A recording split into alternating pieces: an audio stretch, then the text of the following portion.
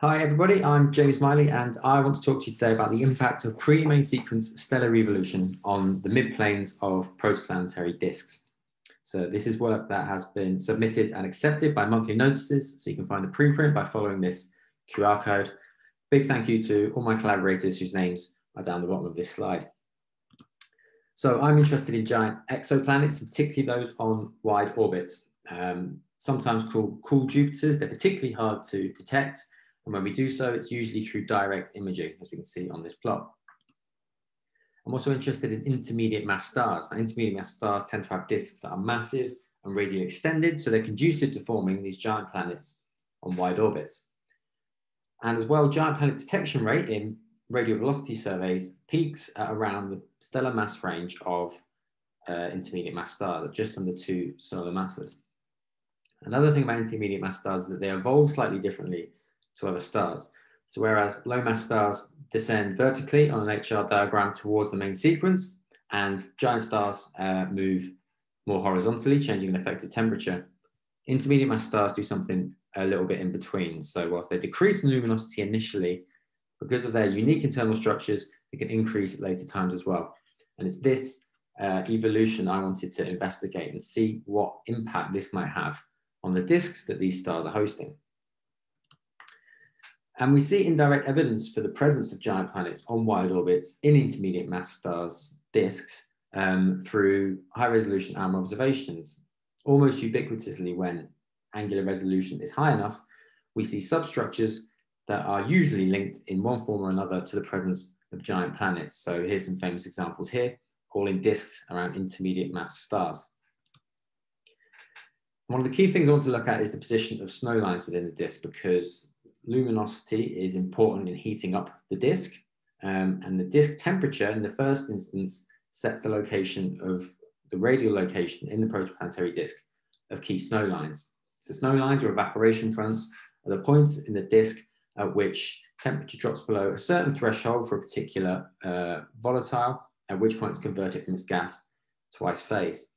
And as is modeled here by Oberg et al., this radially segregates composition in both the gas and ice phase in a protoplanetary disk. So we're measuring it by the carbon to oxygen ratio here. And so major carbon and oxygen carriers such as water, CO2, and carbon monoxide have a significant effect on composition in the disk. Now, this shows that radial separation is important for composition locally, but if our host star is changing in luminosity, then the protoplanetary disk is likely to be changing in temperature as well. So in my little cartoon here, I've got a star, I've got an inner disk with dry solid grains on the interior to a snowline. Let's call it the CO snowline. Inside, CO is in the gas phase. Outside of the CO snowline, CO is frozen out onto the solid grains, forming these icy mantles.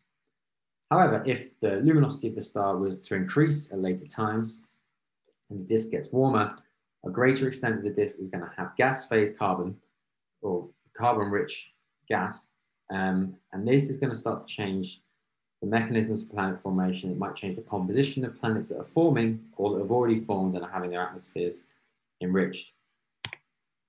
So as I said, we know radial separation is important for composition, but to what extent is there a temporal dependence of this picture on the evolutionary state of the central star and how its luminosity changes? So these are the kind of questions we're going to be looking to answer.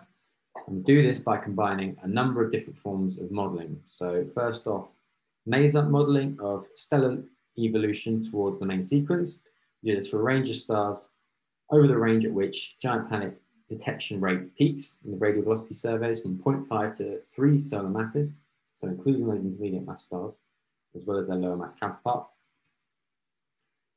We then use these changing stellar parameters as inputs into radiative transfer modeling using MC-MAX, and this provides us with a self-consistent temperature profile, a reliable temperature profile for a range of stars for different points in their evolution towards the main sequence. And then we input these self-consistent temperature profiles into our midplane modeling, which implements the Oberg et al. Chemical model, but also includes important disk transport processes, for example, radial drift, which is extremely important in bringing icy volatiles from the outer disk towards the inner regions. Important things to note, important assumptions to be made. Because we want to focus solely on the impact of the evolving star, the gas mass and the disk size are kept constant throughout all of our radiative transfer models. And this is because, for example, if you have a look at Panich and Min, you'll see that gas mass plays a major role in heating of the disk. So we want to make sure we're not getting caught up in any degeneracies. The upside of this is that it allows us to model the long-lived, very massive Herbig disks that we see. Some of the most famous disks that we see have ages that are much longer than those predicted by typical disk evolution theory. So here's a first set of results. This comes directly from the radiative transfer models, temperature profiles for disks around different types of different masses of star. On the top row, we've got the lower mass stars, 0.5 and 1 solar mass. And because the luminosity of the central stars is decreasing, temperature in the disk decreases too. However, if we look at the bottom row, that effect, that slightly different intermediate mass stellar evolution is quite significant, because although the disks cool down initially, at later stages, as long as the disk mass stays fairly constant throughout this period, the disks are going to heat up again, significantly so in the case of the 3 solar mass star. So what effect is this going to have on the position of snowlines within the disk? So here's just one example. We'll take the CO snowline.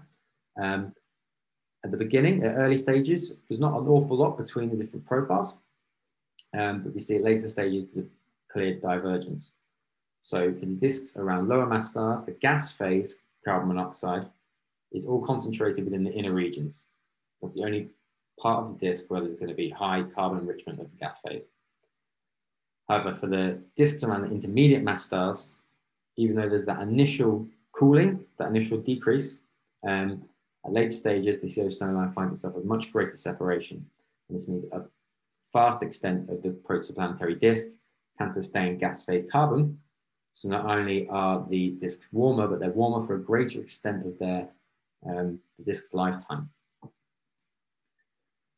So this is my version of the, well, these are the versions of the Oberg et al. Plot we saw earlier, now on a linear radial scale.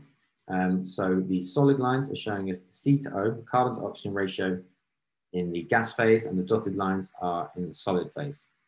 On the left-hand side, I'm comparing 2 models, both at the same age, but for different masses of central object, central star. And you can see the major difference that makes. So the gas phase is always plotted until the CO snowline. So you can see here for the 0.5 case and here for the 3 solar mass case.